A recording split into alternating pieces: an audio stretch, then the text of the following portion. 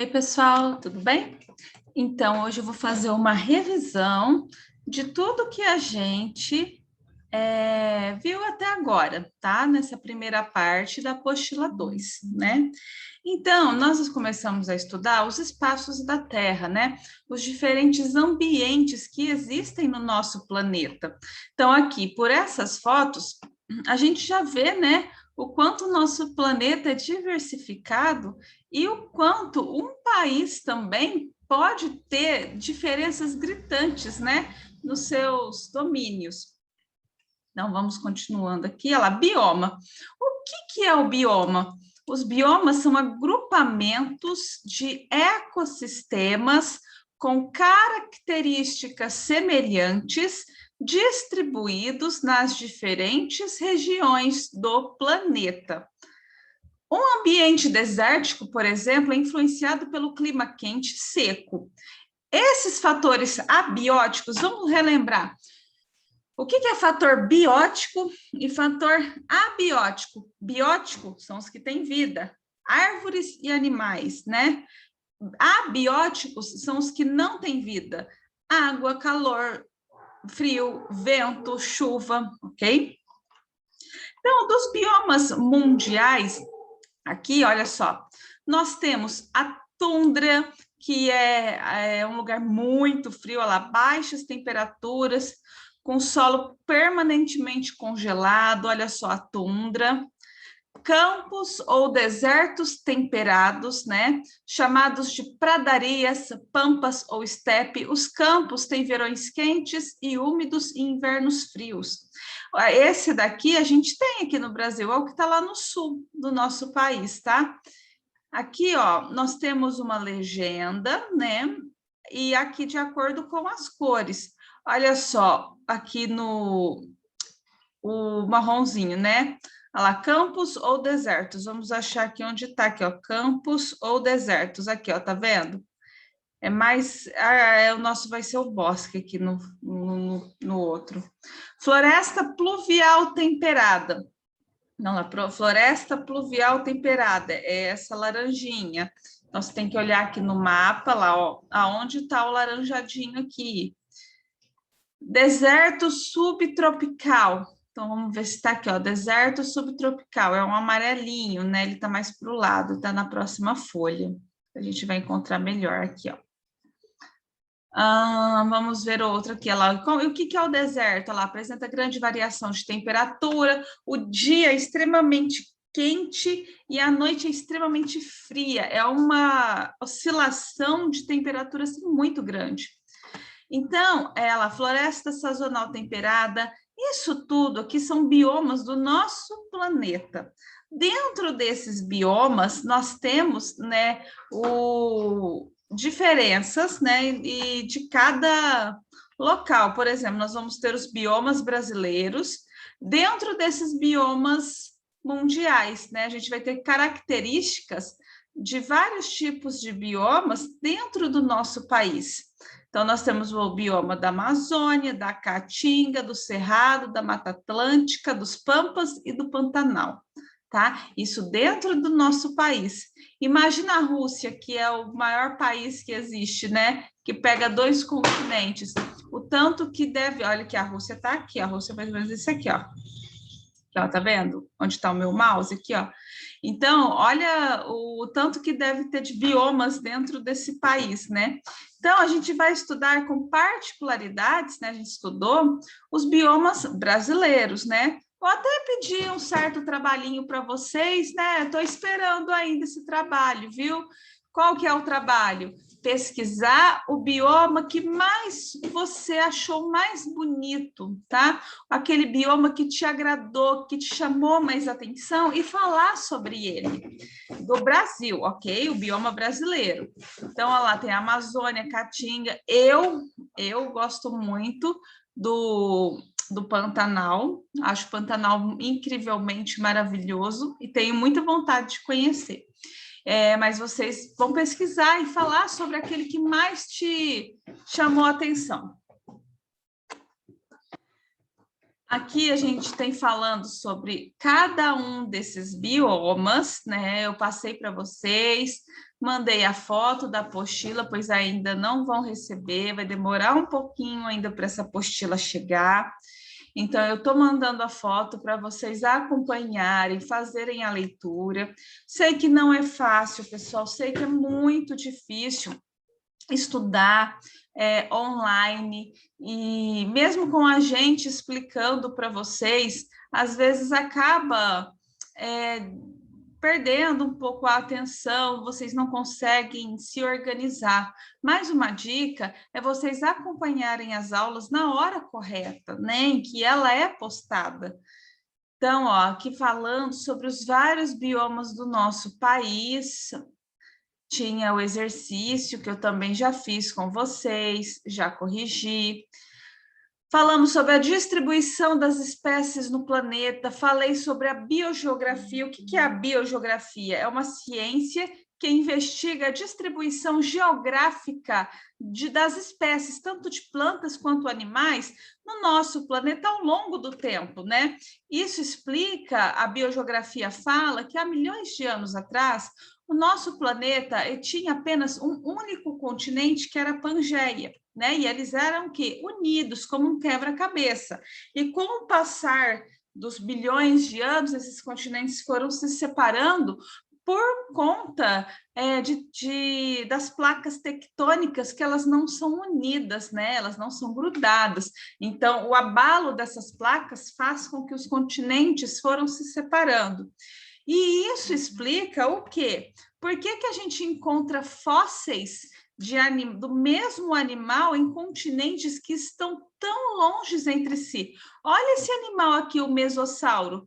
A gente encontra ele no sul da América do Sul, no sul da África, na Índia, na Austrália, na Antártida, e são continentes que estão muito longe hoje em dia entre si, para que esse animal conseguisse viajar por todo esse quilômetro, né? Então, isso explica muita coisa, a deriva. E se vocês olharem a costa, olha aqui, ó, a costa aqui do Brasil e a costa da África, ela se encaixa como um quebra-cabeça perfeito, provando mais uma vez que os continentes já foram unidos, né? Então, aqui eu tenho a Pangeia, que era o supercontinente. Depois de milhões de anos, se separou em dois grandes, a Laurásia, aquele amarelinho, e o roxinho, a Gondwana. E como está atualmente, né? Tem estudos que dizem que ainda estão se movimentando, pouquinho por pouquinho, mas um dia pode ser que tudo isso se inverta, né? E esses continentes se juntem de alguma forma novamente.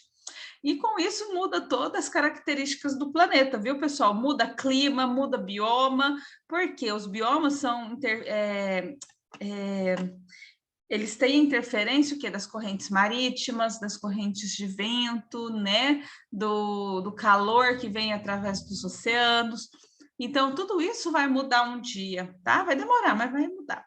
Então, olha lá, como eu falei, na teoria da deriva, lá a América do Sul se encaixa perfeitamente. Na África, as bacias de águas que nós temos no Brasil, se a gente encaixar um continente no outro, a gente tem as continuações perfeitas dessas bacias. Olha só, né? Como é perfeito tudo isso, né, gente? É muito bonito. As placas tectônicas, né, que são as placas que estão sob o manto do nosso planeta, e eles se movimentam através do magma. Quando ele está muito alterado, ele se movimenta muito, ele não para de movimentar, tá? Normal, ele não para. Porém, conforme há algum tipo de alteração, ele fica muito mais movimentado, ele consegue o quê? Alterar um pouquinho a placa, fazer com que a placa se movimente um pouco mais intensamente, é onde pode ocorrer quem? O terremoto, quando uma placa, ó, bate na outra, desliza ou acaba entrando assim embaixo de uma outra placa. Isso tudo faz com que ocorram o quê? Os terremotos no solo, né, e os maremotos nos oceanos. Aqui em vermelho nós temos as junções dessas placas tectônicas. E onde tem essas junções é onde a gente encontra a maior quantidade de vulcões, tá? Olha aqui o Brasil, onde ele está bem no meio da placa da Sul-Americana. Então, a gente não tem terremotos aqui em grandes escalas. Pode ser que ocorram pequenos terremotos, pequenos tremores, mas nada grandioso que possa destruir, a gente sentir de forma tão intensa. Olha aqui o Japão, ele está no meio de várias placas, né? Olha aqui, está bem aqui. Então, por isso que lá tem bastante terremoto, tá? Então, aonde eu tenho a junção de placas, eu encontro maior índice de vulcões, e quanto mais próximo da junção de placas, maiores os índices de terremoto vocês vão encontrar nesses lugares. Fenômenos naturais e impactos ambientais, né? O que significa isso? Os movimentos, né, do nosso planeta, né, podem alterar, podem influenciar e prejudicar nós que estamos aqui, né? Porque terremotos podem destruir cidades, causar muitos problemas, maremotos também.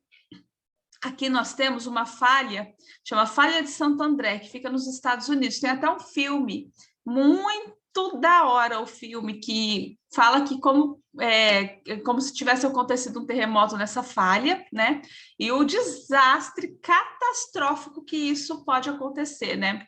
O filme, claro, é científico, né? Não é real, mas é algo que não pode ser descartado, né? Porque essa falha gera grande preocupação aos sismólogos que acompanham toda essa movimentação dessa placa. Depois vocês procuram ver se acha, não sei se conseguem algum site aí por aí, aqui mesmo no YouTube deve ter. Então, vocês dão uma pesquisada que às vezes vocês acham que vale muito a pena assistir esse filme. Lá, terremotos e tsunamis. Por que eu falo naturais? Porque é o planeta, né? É a natureza. Quem fez isso, né? Não foi o ser humano que fez esse terremoto, né? Então, por isso fenômenos naturais, é da própria natureza. Como é medido, né? O terremoto, né? Tem lá o hipocentro, onde o terremoto ocorreu, e o local onde ocorre o deslocamento das placas. Epicentro é o nome dado à área na superfície imediatamente em cima. Então, aqui é o hipocentro, onde começou o terremoto, onde teve o abalo, e o ponto logo acima do terremoto é o epicentro. Tá? Dependendo da intensidade desse deslocamento, desse choque dessas placas, né? Quanto maior for, maior vai ser o abalo sentido, mais longe ele vai se espalhar e mais catastrófico vai ser.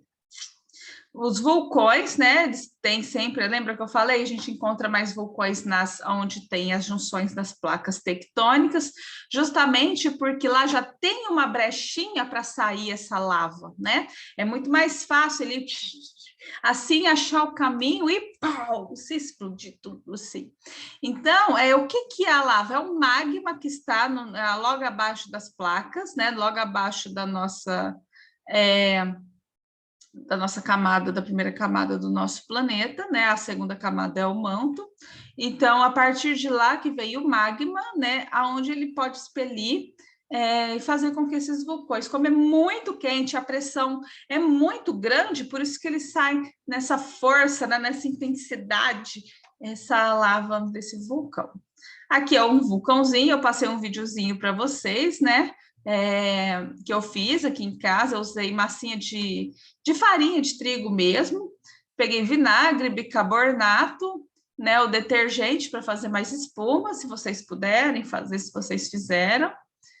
E aqui é a correção da prova que eu vou deixar para um outro vídeo, tá bom? Essa foi uma revisão dessa primeira parte, espero que vocês tenham entendido, né? E leiam, pessoal, leiam para vocês poderem adquirir mais conhecimentos, tá bom? Até a próxima.